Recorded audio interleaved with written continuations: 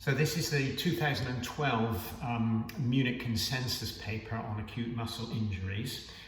This was a questionnaire sent to 30 sports medicine experts who then decided on a recategorization of muscle injuries, as the previous categorization had just been based on clinical findings, and this new one was to be based on clinical findings and scan results, so MRI and ultrasound scans.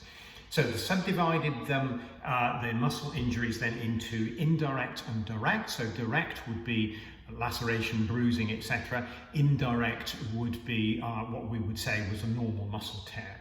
So divided into four groups with A's and B's. So the first two groups, 1 and 2, are negative in terms of structure. So MRI and ultrasound negative. So the first one is simply muscle fatigue. The second one would be delayed onset muscle fatigue, or DOMS. So those are category 1. Category 2 is neuromuscular related pain. So 2A is spinal related neuromuscular pain.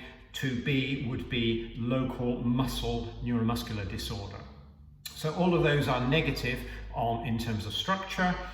So that would be where we're using a slump test, for example, with a potential hamstring pain.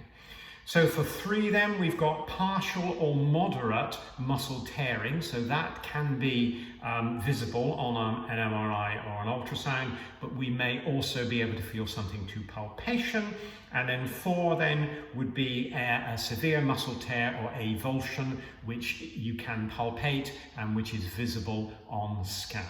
And so depending on the amount of tissue injury and whether that is structural, functional, that's then going to guide us in terms of our rehabilitation.